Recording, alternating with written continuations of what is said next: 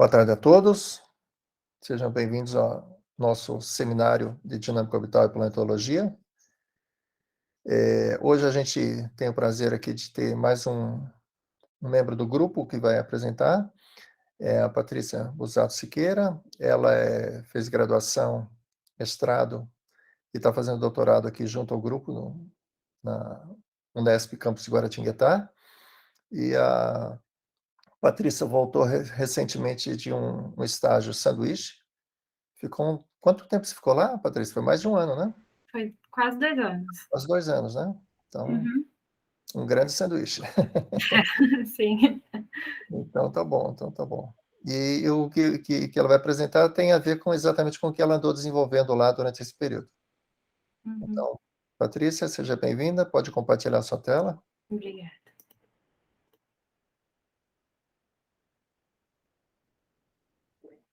Então, Ok? Quando você quiser começar, fique à vontade. tá certo, obrigada. Só colocar um tempozinho para não passar. Então, hoje eu vou apresentar uma parte do meu projeto de doutorado, que eu estudo colisões de corpos macroscópicos em anéis planetários, e eu faço isso utilizando o método de SPH, e hoje eu vou mostrar uma parte desse projeto que ele é aplicada para o anel G de Saturno. E esse projeto ele é feito junto com o Vitor Latari. Então, vou mostrar uma parte que são os resultados dele e outra que eu aplico, né, esse método de SPH. Esse trabalho é uma parte que eu fiz lá desenvolvendo na Universidade de Tübingen, que eu voltei, que é feito sobre a orientação do professor Rafael Sfaí, do Christopher Schaffer, e ele também é um trabalho que ainda está sendo desenvolvido. Então, vou mostrar alguns resultados que são iniciais. A ideia de mostrar um trabalho que eu ainda estou realizando é porque vou falar de alguns problemas que eu tive, que talvez seja interessante para quem trabalha com SPH, e também para abrir para discussões, se alguém tiver uma ideia, algo do tipo. Essa é a ideia hoje, que apresentar. Então, eu dividi em algumas etapas. A primeira eu vou mostrar uma introdução, qual que é esse sistema que a gente está aplicando esse estudo, que é o anel G de Saturno. Vou fazer uma breve comparação com outros sistemas que talvez isso que a gente esteja estudando pode ser aplicados lá também. Em seguida, eu vou mostrar os métodos numéricos que foram utilizados, que foi a integração de N-corpos utilizando o rebound, que esse foi a parte do Vitor, que ele realizou. Então, ele vai fazer a evolução orbital desses corpos via N-corpos. Em seguida, esses corpos vão ter algumas colisões, eu vou pegar essas colisões e vou simular no SPH. Então, é isso que eu estou fazendo. E, por fim, ali, eu vou mostrar os resultados dessas colisões e vou comparar com os resultados do Vitor, porque ele também fez um estudo analítico.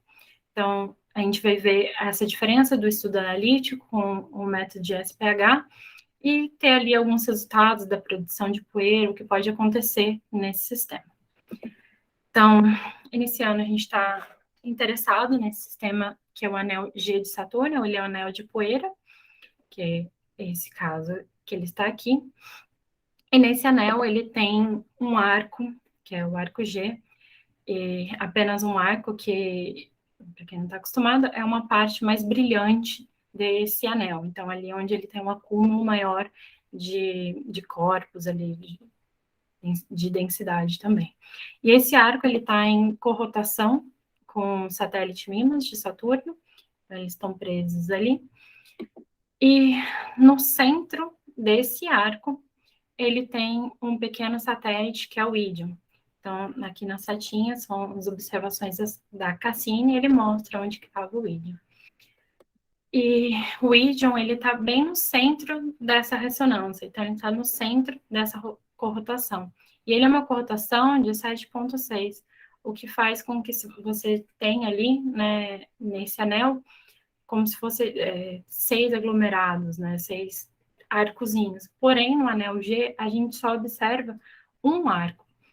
Então, o interessante de estudar esse sistema é para entender o que aconteceu ali, como que ele evoluiu dinamicamente. Se aconteceu uma colisão de um corpo que se aproximou de Saturno, ele quebrou e no passado, existiam materiais em cada um desses arcos, eles foram evoluindo até que tivesse apenas um, ou aconteceu uma colisão específica de uma certa massa naquele local onde tem o ídio, ou se ele é o principal responsável ali para a produção da poeira, desse anel que a gente observa.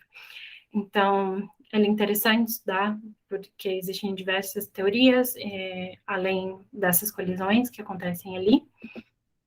E a ideia aqui, a gente entender também do que é composto, se o ídio é o principal responsável por esse anel, por aquele arco ou não.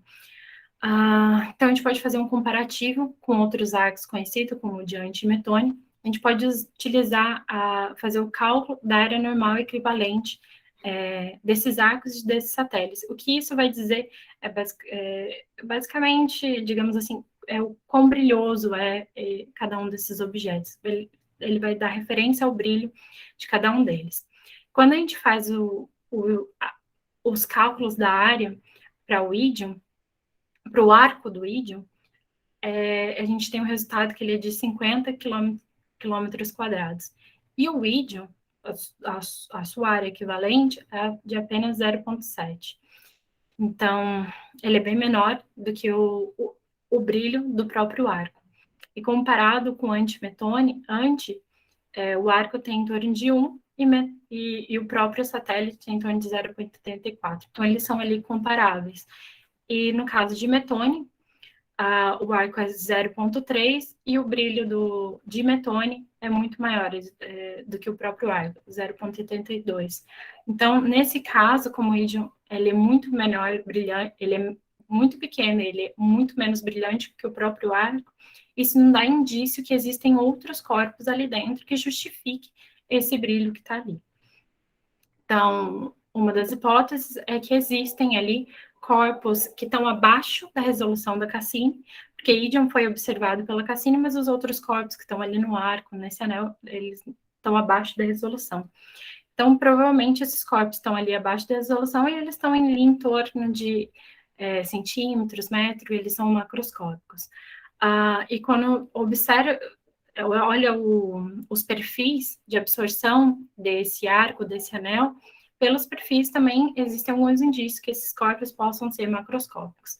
Então, a gente vai trabalhar com essa hipótese que existem esses corpos, e a gente vai estudar se a colisão entre esses corpos macroscópicos é capaz de produzir ali esse brilho que a gente tem no arco, produzir a poeira necessária que teria que ter ali.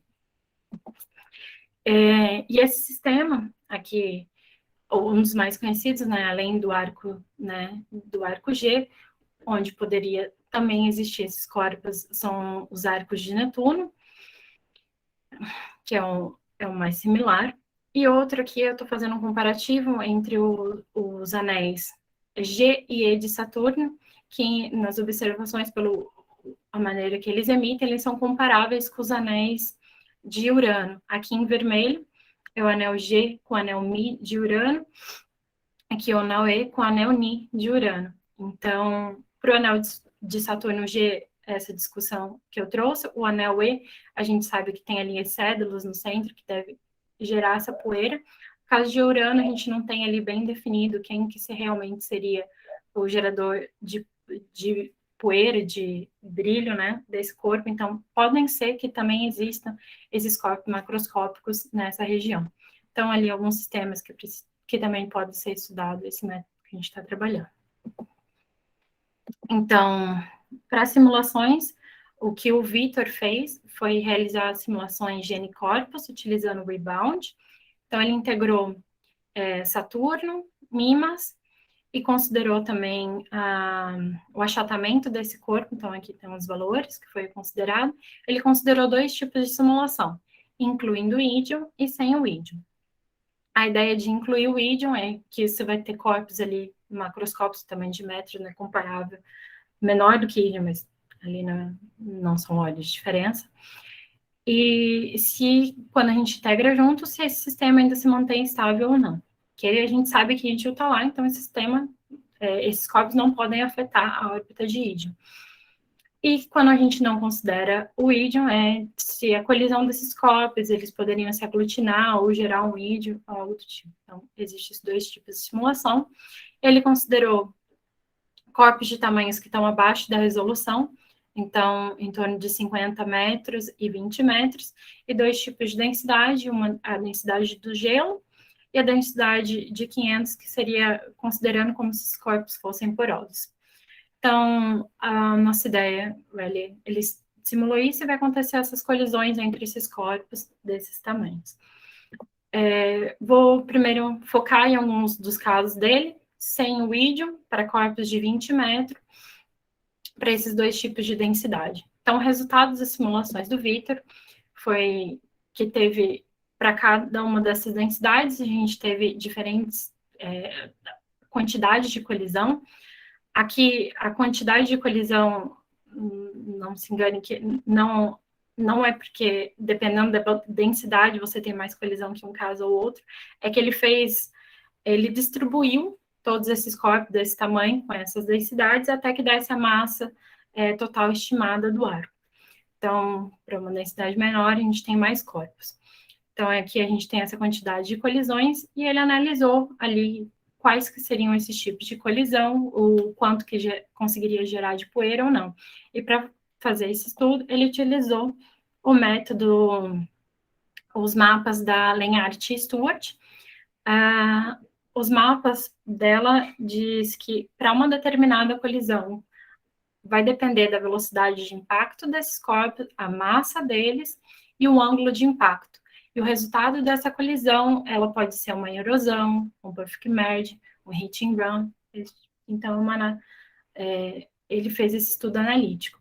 Então, tem diversas colisões que seriam possíveis aqui por esse estudo da Lenhart. Ele vai te dizer qual que é a massa ali do maior fragmento que seria possível, a geração de poeira e assim por diante. Então, foi isso que o Vitor fez.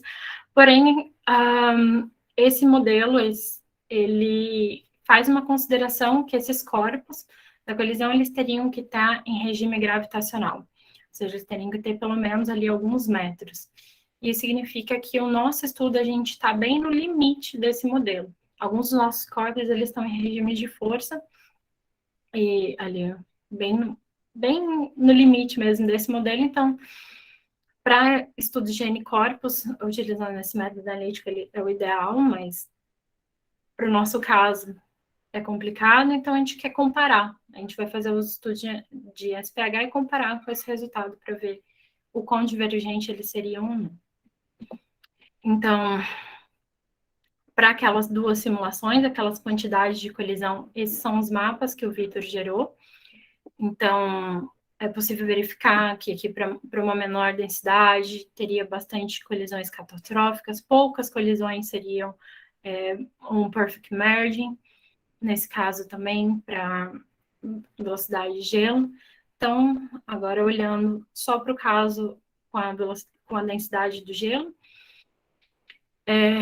a velocidade desses corpos em relação à velocidade de impacto em relação à velocidade de escape, qual que é a quantidade mais comum de colisões que ocorreram. Então, tem pouquíssimas colisões que são abaixo da velocidade de escape, algumas que são poucas, e eles vão crescendo até, a maioria ali, em torno de 10 vezes a velocidade de escape, depois vai diminuindo. E esses são os mais comuns que acontecem lá. Eu vou focar as minhas colisões na colisão que tem a maior velocidade. Eu vou explicar ainda o porquê que eu vou focar nela, mas eu só quero que tenha em mente que o resultado que eu vou mostrar, ele não é o resultado mais comum das colisões que o Vitor encontrou.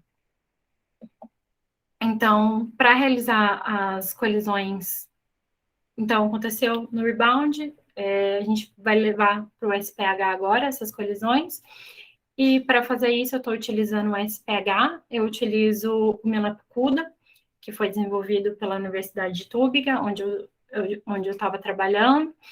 Então, é ele que eu implementei, verifiquei, validei alguns dos métodos que estão lá. Então, ele está disponível no GitHub, para quem quiser utilizar.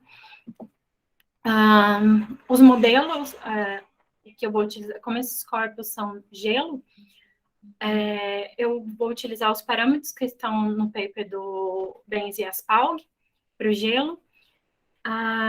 E aqui a gente vai utilizar também o modelo de Tillotson para o gelo, então esses são os parâmetros. E a distribuição de fragmentos, a gente utiliza o A-Bill, então esses também são parâmetros, como que esses corpos vão se fragmentar. Então, antes de eu mostrar os resultados, vou explicar um pouco como a gente faz a configuração deles e alguns problemas que a gente tem. Então, para quem não está acostumado com simulações de SPH, para como que a gente faz com esses corpos, né, simulações de corpos rígidos, a gente vai ter diversas partículas, e cada uma dessas partículas eles vão se juntar e vai distribuir elas até formar o nosso corpo que a gente quer. Então, existem diversas distribuições, como podem ser feitas essas partículas. A mais comum delas é a distribuição cúbica, você vai encontrar. Porém, para as nossas simulações, como a gente tem corpos muito pequenos ali, em torno de metros, a gente pode ter alguns problemas numéricos referentes somente a essa distribuição de partículas. Então, a gente testou diversas distribuições e colocou no SPH para ver o que acontecia. Então, muitas das vezes a gente colocava o corpo parado, sem colidir com nada, coloca ele para integrar e ver se ele fica estável ou não, se a estimativa de densidade, energia, acontecia alguma coisa. E o que acontecia é que, muitas das vezes, o corpo acabava quebrando sem nenhum motivo. Aqui, esse coloridinho mostra onde o corpo quebrou, sem acontecer nada. E isso foi devido apenas à configuração inicial das partículas do SPH. Então, aqui eu tenho um caso, só para exemplificar, que eu fiz a distribuição cúbica desse caso, e aqui,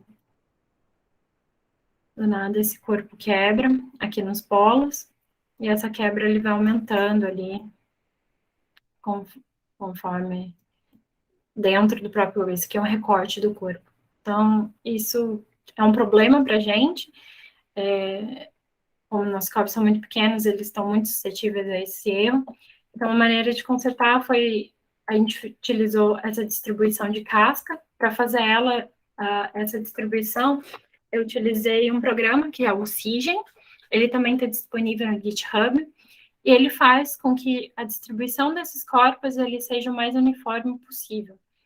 Então, dessas partículas, desculpa, seja o mais uniforme possível. Porque se observar na distribuição cúbica, pode ser que aqui a gente tenha menos partículas que, digamos, no centro do corpo. Então, a estimativa total que o SPH vai fazer de densidade, de energia desse corpo, ele pode subestimar ou sobreestimar. E vai acontecer esses problemas que a gente está vendo.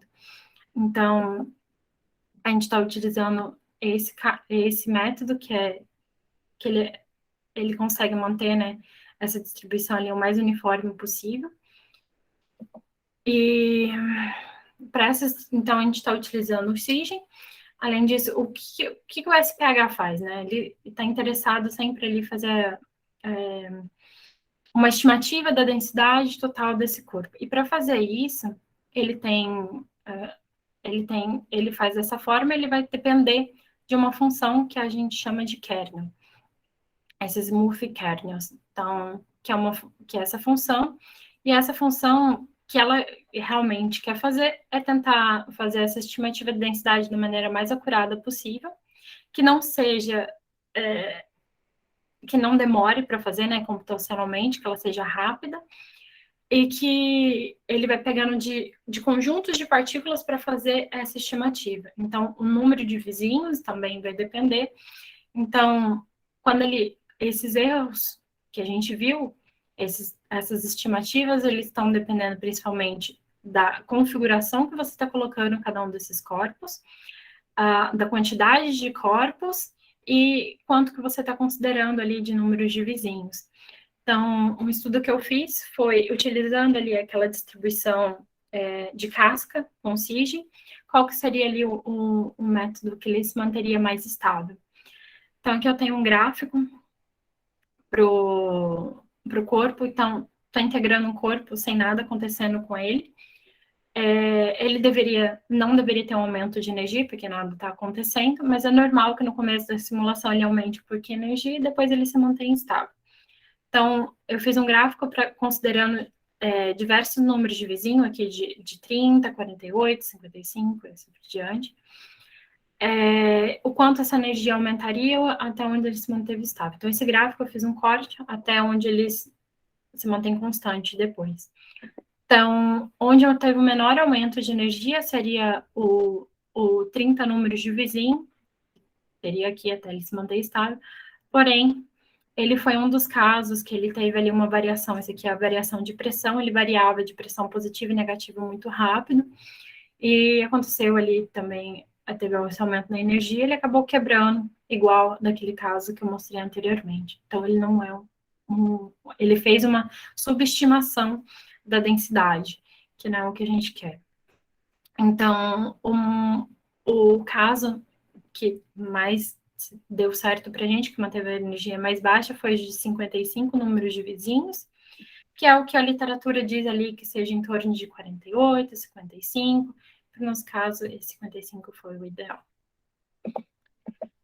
Além disso, quando esses corpos colidirem, a maneira que eles vão se fragmentar, a maneira que eles vão se deformar plasticamente, né, vai depender de alguns modelos. Então, os modelos que estão implementados no Milapicuda, que eu testei, validei, por diante, são o von Mises, o Morkulam, o Drucker-Pagan, o Collins e o Fish. Então, esses modelos vão dizer para uma determinada pressão aplicada naquele corpo, qual é o máximo de estresse que ele admite até ele começar a deformar e quebrar. Então, para o caso do von Mises, que é o modelo mais simples, esse estresse máximo que esse corpo pode atingir, ele é sempre constante. Então, independente se você tiver uma pressão positiva ou negativa, ele é sempre constante. Ele atingiu aquele valor, ele vai começar a quebrar. Mas existem outros modelos que levam em consideração a coesão desse corpo e o ângulo de fricção dele também. Então, aí vai alterar, ele vai admitir, digamos, por pressão negativa, menos estresse do que pressões positivas e assim por diante. O Collins, ele vai ter ali um leve aumento até ele se manter constante. E tem um modelo de Fish, que ele é uma expansão do modelo de Drucker-Pagan. Drucker-Pagan já é uma expansão do modelo de Morkulam, que ele vai ter ali um aumento e depois ele vai diminuir. Então, o comparativo entre esses modelos, ele dá para a gente... Aqui eu coloquei para o mesmo corpo de gelo, com os mesmos parâmetros iniciais, um gráfico do quanto de estresse que ele admite para a quantidade de pressão aplicada nele, para você ver que, dependendo do modelo que a gente está utilizando, o que talvez ocorra com esse corpo. Então, quando acontecer uma colisão, dependendo do modelo que a gente está utilizando, isso pode alterar o resultado. Cada um desses modelos ele é mais indicado para corpos rochosos, ou gelo, ou fluidos, e assim por diante. Então, para o nosso caso, que é um gelo, o modelo de Fish, ele é o mais adequado. Eu estou chamando ele de modelo de Fish, porque eu implementei ele baseado num paper do Fish de 1997. Então, eu chamo o modelo de Fish, mas ele é uma expansão do modelo de Drucker-Pagan. Então, ele leva em consideração a coesão desse corpo, o ângulo de fricção também, e ele é interessante porque você vai aplicando uma pressão nesse corpo até que ele vai atingir uma pressão máxima e depois ele vai diminuindo, e até atingir uma pressão de derretimento desse corpo. Faz sentido, a gente está trabalhando com gelo, você vai aplicando pressão nele, ele vai derretendo até que você aplica tanta pressão que não faz mais sentido, né? Ele já está completamente derretido. Então, ele não vai ter ali mais nenhum estresse que ele admite. Ele já está deformado. Então, a gente vai utilizar esse modelo e, além disso, no paper do Fish, é interessante porque ele nos dá esses valores de coesão e ângulo de fricção também, a partir de uma dada temperatura.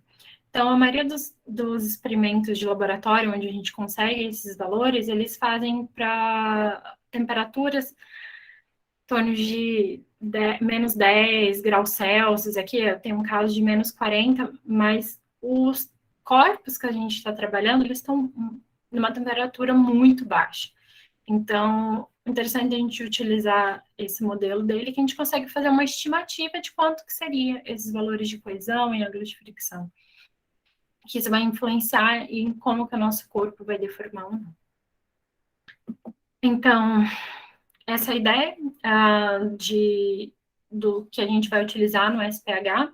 Então, a gente vai fazer aquela distribuição de corpos por método de casca, utilizando o SIGEN, com 55 números de vizinhos, e utilizar esse modelo do Fish para plasticidade. Então, é assim que a gente vai utilizar no SPH. Então, o que acontece? A gente, no rebound, vai ocorrer uma colisão e ela é gravada quando um corpo encosta no outro. Então, a gente vai ter a velocidade de impacto, esse ângulo, né, de impacto aqui. E esse sistema, né, a gente está ali no referencial de Saturno. Para o SPH, a gente vai... Então, o Victor teve cada uma daquelas colisões, ela é gravada nesse momento, então eu tenho esses parâmetros aqui. Para o SPH, eu vou pegar eles, só que eu preciso afastar esse corpo um pouco, ao menos 2,5 do smooth length do SPH, que é aquele cálculo que a gente faz fazendo em relação às partículas. Eu preciso afastar, essa é uma distância de segurança, porque se eu começar uma simulação que os corpos eles já estão, né, um grudado no outro, o SPH vai entender como se fossem os dois corpos fossem um corpo só. Então, preciso ter essa distância de segurança para a gente poder ver o que acontece ali na colisão. Então, eu separo um pouquinho até eles colidirem, tiver a mesma configuração anterior. E eu também, aqui no rebound, a gente tinha, né, o referencial no centro de Saturno, no SPH, eu vou transferir esse referencial para o baricentro desses dois corpos. É importante isso para mim, que está no baricentro dos corpos, porque muitas das vezes que a gente tem no SPH que a gente faz, aconteceu uma colisão, a gente mantém ali o alvo e joga, e faz um projétil colidir, mantém o alvo parado, coloca toda a velocidade de impacto no projétil e ele colide. Isso é problemático porque no final da colisão, a gente está interessado na distribuição de massa e velocidades dos fragmentos, porque a gente quer voltar eles para o rebound para integrar, ver se eles continuam mantendo estável ou não.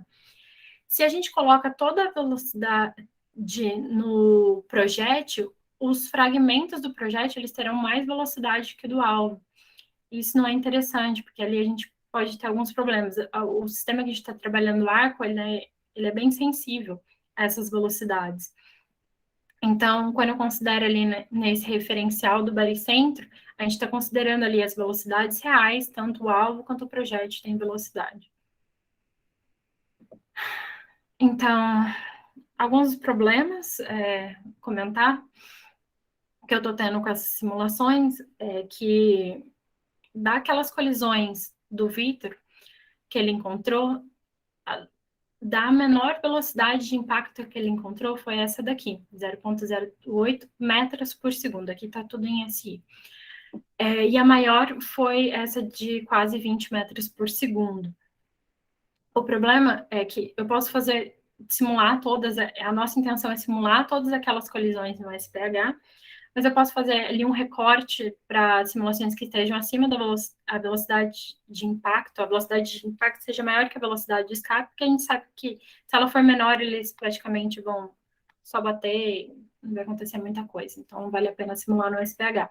Então, pegando a menor velocidade acima da velocidade de impacto, ainda uma velocidade bem baixa, que é esse caso aqui de 0,015, para os estudos analíticos, ele diria que ali seria uma colisão, um partial accretion. A gente quer verificar se realmente seria isso no SPH ou não. Porém, um dos problemas que eu tenho para o SPH, para a gente fazer essa integração, né, desses corpos dessa maneira, o Milop-CUDA ele tem passo adaptativo de integração, mas existe um passo mínimo para que esses erros numéricos não sejam grandes. Então, ele tem essa condição, que é essa condição com esse nome aqui, que é esse CFL, que ele diz qual que seria o passo mínimo. E ele vai depender do smooth length desses corpos, que o smooth length depende da quantidade de partículas que você colocou para representar esse corpo, e a velocidade do som dentro desse corpo. E essa velocidade do som, ele depende do material que você está utilizando. Então, no meu caso, o gelo, ele vai ter ali uma velocidade de som específica. Então, fazendo uma simulação de SPH, considerando uma resolução razoavelmente boa, que já deixa uma simulação, assim, digamos, computacionalmente, ela já fica complicada. 150 mil partículas, a gente teria um smooth length com esse valor, e considerando o gelo, a gente tem essa velocidade de som dentro do corpo. Então, o menor passo de integração para uma simulação dessa seria de 0,0002 segundos. Isso implica que para esse menor caso que a gente tem, cuja é essa velocidade de impacto, e eu tenho que fazer aquela distância de segurança de 2 smooth lengths entre os corpos, somente até eles colidirem, eu teria que ter essa quantidade de passos. Isso é muito grande. Eu não sei falar exatamente para cada passo quanto o tempo real que eu uso, né, no computador, mas fazendo uma estimativa assim bem por cima, digamos que para cada passo eu demore 1 segundo para realizar toda essa quantidade de passos, somente para ele colidir. Essa simulação demoraria 5 dias, e depois que ele colidir, eu teria que rodar muito mais do que isso, pelo menos umas 500 vezes mais do que isso, até a gente ter a distribuição de fragmentos. Então, a verdade é que essa simulação é muito lenta, mas muito lenta, que ela fica inviável de ser realizada. Então, eu já pensei em uma maneira de tentar resolver esse problema, que seria, se a gente aumenta a quantidade de partículas, o smooth length diminui, mas se a gente aumenta muito a quantidade de partículas também, a simulação, ela também fica mais devagar, ou alterar essa velocidade do som, mas essa velocidade do som é relativa ao material que a gente está utilizando, então eu estaria alterando ali fisicamente esse corpo, então eu estou no impasse de como que eu vou realizar essas simulações. Então, por esse motivo, das simulações serem muito lentas, eu vou mostrar os resultados com a simulação onde eu tenho a maior velocidade de impacto, onde é mais fácil de eu realizar por tudo isso que eu comentei. Então, os primeiros resultados para aquela velocidade de impacto, para aquela colisão que a gente tem com essa velocidade e esse ângulo de impacto, que eu vou mostrar as simulações para vocês. Então, aqui eu tenho 2 corpos, ambos o alvo e o projétil, ambos com velocidade. Aqui, as cores é referente ao dano que esse corpo sofreu. Então, se é azul, ele não sofreu nenhum dano. Se é vermelho, ele sofreu dano total. Essa escala aqui, ela tá errada, era para ser de 0 a 1, mas o desenho está correto. Então, vai mostrar os corpos se aproximando. Eles coligem, começa a gerar, né, as rachaduras, até ter cada um dos fragmentos, e aqui a gente consegue já observar que gerou um pouco de poeira, e por diante. Então, essa é a nossa colisão para aquele caso com a maior velocidade.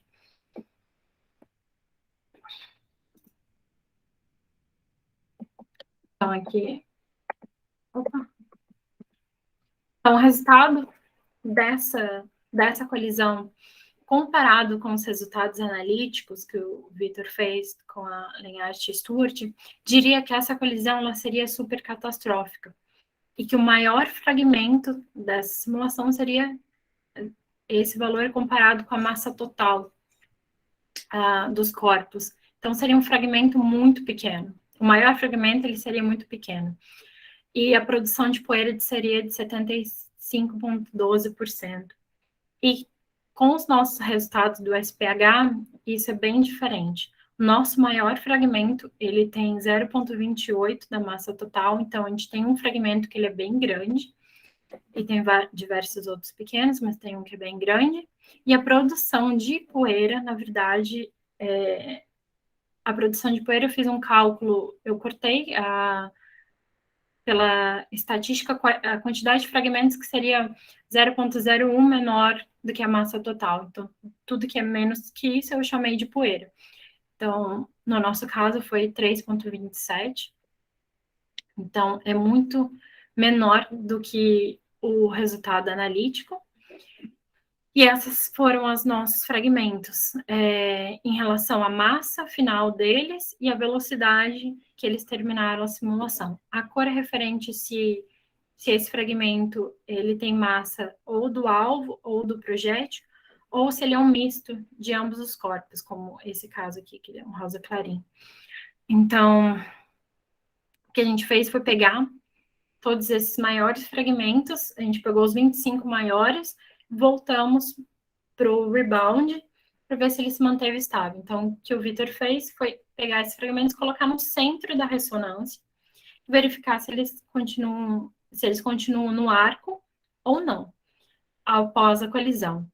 Então, pegando cada um desses fragmentos aqui, ele olhou qual que foi o ângulo de ressonância, né, na evolução orbital deles.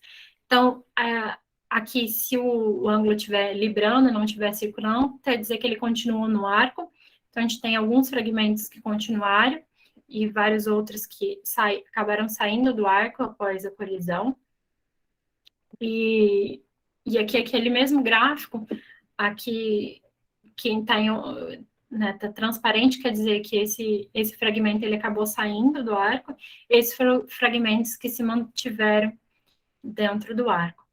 Então, no final, escaparam 73% desses fragmentos maiores, que mantiveram foram 23%, e a produção, né, de poeira, que foram esses menorzinhos que eu considerei como poeira, a gente não volta, né, para o rebound, foram 3,27%.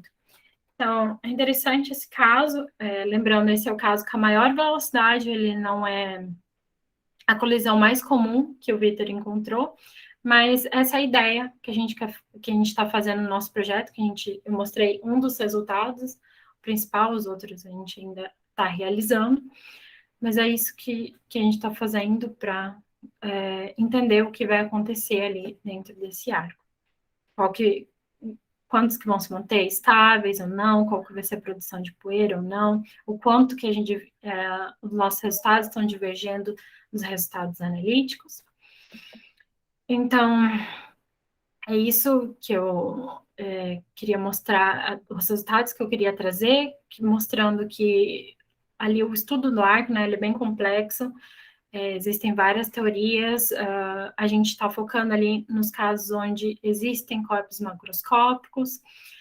Quando a gente simula no SPH, por causa deles serem muito pequenos, a gente tem que tomar cuidado com os erros numéricos, manter os modelos mais acurados possíveis, para que a gente não tenha nenhum problema. E que sim, existe ali a possibilidade, com essa geração de poeira dessa maneira, que a gente consiga, com essas colisões de corpos macroscópicos, gerar, né, o brilho que a gente vê nesse arco. Ainda, claro que eu vou gerar cada uma dessas colisões, mas assim, pelos resultados iniciais, a gente consegue ver que existe essa possibilidade. E é isso, obrigada.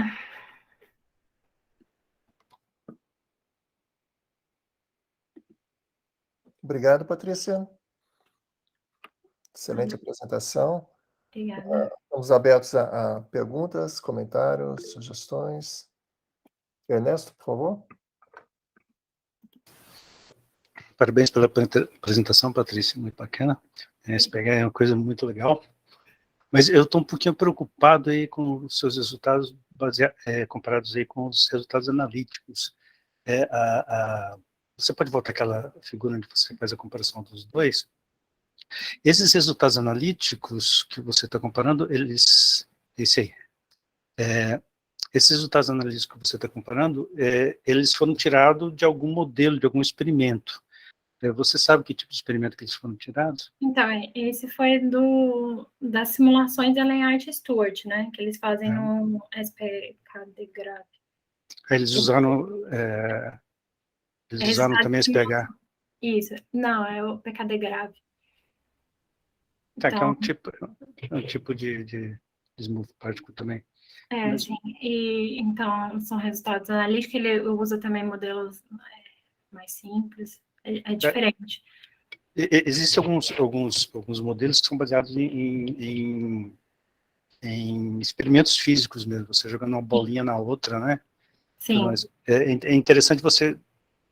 Se bem que as coisas são um pouco mais complicadas, porque as partículas que você está trabalhando são bem menores do que geralmente se faz esses experimentos, né? Então, eu cheguei a fazer, realizar esse comparativo, porque tanto da Lenart quanto os estudos de Benz e Auspalg também são simulações numéricas que eles fazem essa estimativa, se seria uma colisão supercatastrófica ou não, algo do tipo.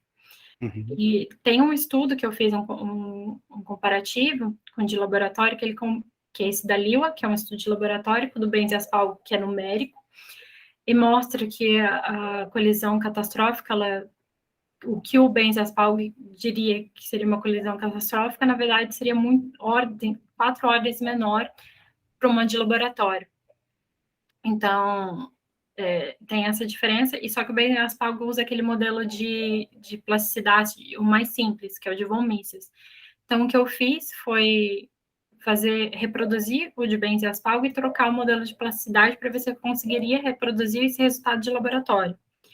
Aí eu consegui reproduzir, esse aqui é a reprodução do Benz e Auspalg, e esse aqui é o comparativo utilizando o modelo de Fish, que diz que, igual o experimento de laboratório, que a colisão deveria ser bem mais catastrófica do que esperado por Benz e Auspalg. Então, eu estou fazendo esse estudo também, comparativo. Bem interessante, importante, porque se você voltar lá naquela sua figura que você coloca a comparação do analítico com o modelo aí, a diferença aí, deixa eu ver, 10 a menos 6, então 10 a menos 5 de diferença, é 100 mil. Sim, de fato, a gente já esperava, assim, que os resultados fossem dar diferença, por causa da gente estar ali no limite do modelo, e também por causa dos resultados dela também serem numéricos, então, a gente já esperava, a gente queria saber o quanto que era, grande. Não, mas também isso descaracteriza completamente o modelo analítico, né? No nosso caso, sim, até porque ele foi feito, esse modelo dela é mais para formação de planeta, de satélite, são corpos muito maiores do que o nosso. Tem esse problema, existe uma discussão, eu lembro que tinha uma discussão muito grande a respeito de escala, como é que funciona a escala, né? Que sim. Tem gente que acha que, se a gente usa o fator de escala, a coisa muda completamente. E muda, porque de fato a gente vai estar ali naquele... regime de força não gravitacional. Então tem todos esses problemas aí também.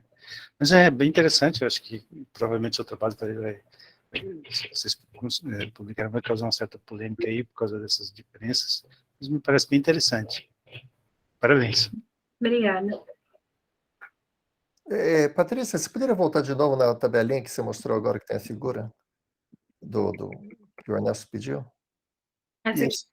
Essa aí desculpe a ignorância, tá? Mas olhando a figura só, o resultado você chama isso de erosão parcial? Parece que não sobrou nada ali. É que assim... Não, desculpa a ignorância, mas você deve ter, certamente você tem um critério, mas eu achei esquisito. Sim, eu também acho meio estranho. Mas é que ele diz referente à massa do maior fragmento. A massa do meu maior fragmento, ela é grande. Então, olhando aqui também só... Esse aqui é um fragmento bem grande. Então, mas mesmo esse fragmento, né? Ali você coloca que ele é 28%, né? 0,28% do objeto original, correto? Correto. Então, mas 0,28 seria um quarto. Aqui não tem um quarto da esfera, aqui tem bem menos de um quarto. Nesse caso aqui, ele acaba ficando em torno de um quarto. É um fragmento só que é bem maior e o resto é realmente bem menor. Então, mas um quarto, pensa assim, na esfera que você tinha original, né, corta ela no meio e no meio. daria um gomo enorme, que seria no mínimo o dobro desse que está aí. Ou triplo. Não sei, mas de novo, é tudo no olho, né? Certamente você usou critérios que você mediu lá. Mas para mim não parece sobrar um quarto do objeto aí. Não sei. Não, Ou soma a massa do outro também? Tem alguma coisa assim? Os dois objetos? Tem... Então, eu tenho o meu script, o que ele faz, ele tira tudo que sofreu dano completo, aí ele vai juntando a separação também de cada uma das partículas em relação a cada um deles. Então, esse aqui é um fragmento, né, bem definido. Então, ele limpa cada um desses e ele faz o cálculo sozinho, o script. Mas você concorda comigo em que não parece que sobrou aí um quarto? Sim, concordo, mas é uma questão de perspectiva. Não sei se é a sua perspectiva, porque eu penso a região azul. Região azul é a crosta. Então, você imagina, você teria que ter uma crosta que teria que ser umas 3 vezes o tamanho dessa que está aparecendo aí. Para ser um gomo, né? Um quarto, pegar uma esfera e quebrar em 2 partes. Esse caso aqui, ó. Aqui, né, dá para ver onde que vai formar cada um dos fragmentos. Posso conferir.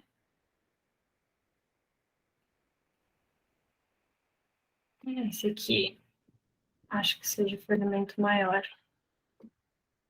da massa dele. Mas, Não, tudo bem, tudo bem. Assim, no olho, né? Alguém que está olhando de fora, certamente você tem os critérios ali para definir, para calcular isso, mas aqui chamou atenção esses 2 detalhes do erosão parcial. E essa erosão parcial se caracteriza o quê? De novo, isso é o tamanho da massa do maior fragmento, é isso? Sim, também. Então, porque se o maior fragmento de todo impacto é 1/4 do que tinha, isso seria uma erosão parcial? Pelo que entrava nos critérios... Não, tudo bem. Que eu lembro, sim. É que o nome, para mim, é assustador. Para mim, a erosão parcial, ele criou uma cratera ali, tudo bem, tirou 1/4, mas sobrou 3/4, né? Alguma coisa assim. Massa,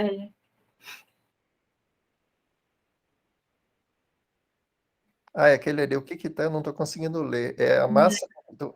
a massa do LF, a massa do large fragment tem que ser maior que a massa do alvo e a massa do projeto, e a massa total do sistema. Então, de fato, ele não é, né? Ele é mais... esse aqui é a acreção, a erosão, ele tem que ser... A massa do maior fragmento tem que ser maior que 0,1 da massa do alvo e menor do que a massa do próprio alvo. Se ele for mais que 10% da massa do alvo, caracterizaria, então. Isso. Entendi. Tá. É que o nome, para mim, eu entenderia outra coisa. Mas tá ok. São critérios, estão definidos aí. Legal.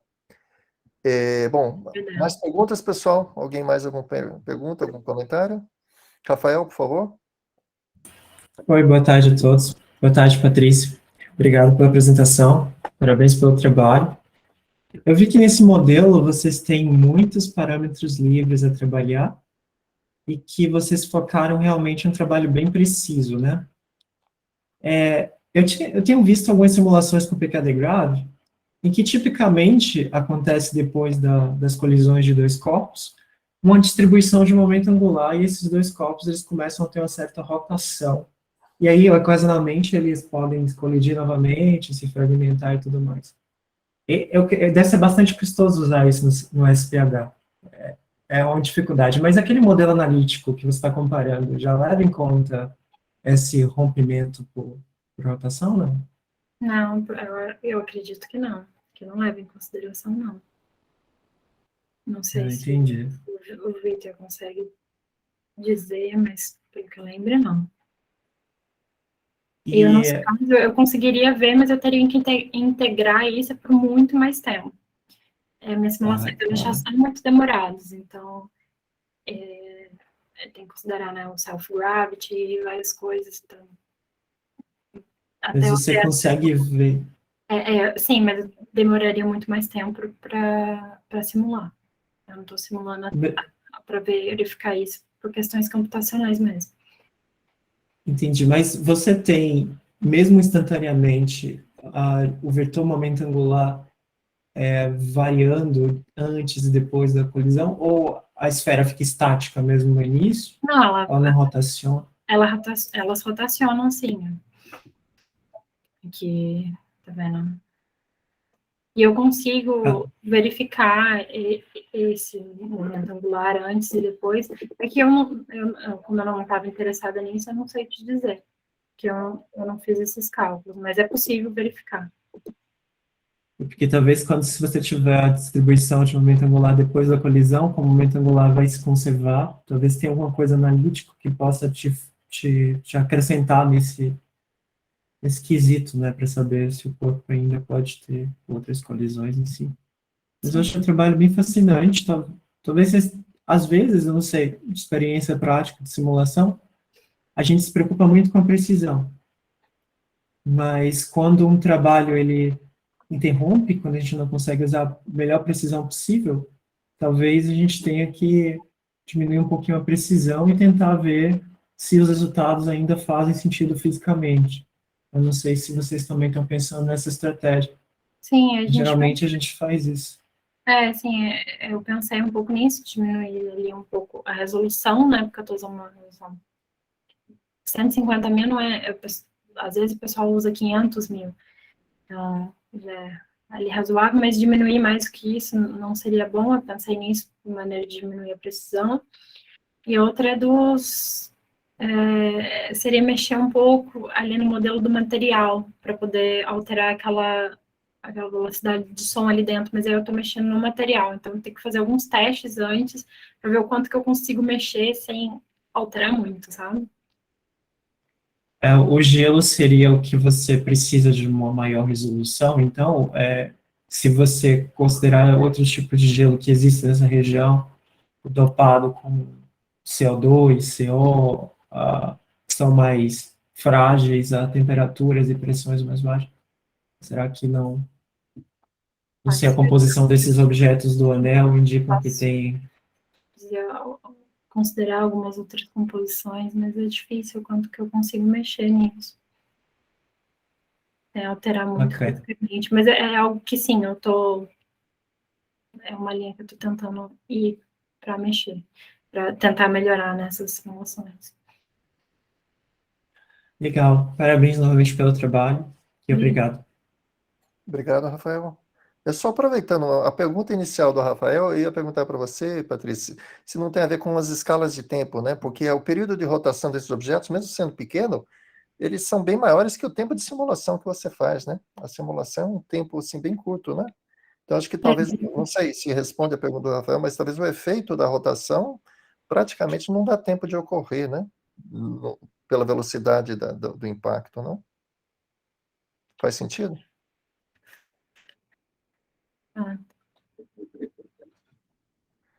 Aqui o Rafael Sfai colocou algum comentário aqui, deixa eu ler. A dificuldade de mudar a composição é ter os parâmetros necessários do material. A pergunta do Rafael Ribeiro. Tá, a questão de mudar o material. Ok, ok. Bom, alguém mais tem algum comentário, alguma pergunta? Obrigado, Patrícia. Realmente um trabalho bastante interessante, mas bastante difícil, né? Parece que tá tudo, né? Tudo não tem muito com quem se comparar, porque os outros resultados dão muito diferente, fica tudo bastante.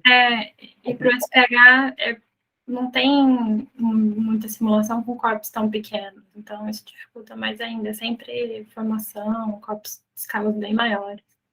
Mas eu acho importantíssimo isso que você está fazendo, quer dizer, exatamente é uma brecha que o pessoal não atacou, né? Então, o primeiro a fazer vai sofrer mais até descobrir o modelo que funciona, os parâmetros que dão certo, né? É bastante importante esse trabalho aí, principalmente a gente que, eu falo a gente assim, né? No grupo aí a gente trabalha com pequenos corpos, colisões de asteroides, de cometas e corpos menores ainda, né? Pequenos satélites e anéis, isso aí acaba, então, tudo aquele modelo lá que é para a colisão planetária acaba sendo, né, pelo que você está mostrando aí, os resultados lá passam a ser, digamos, no mínimo, suspeitos, né, para não dizer que não servem para nada.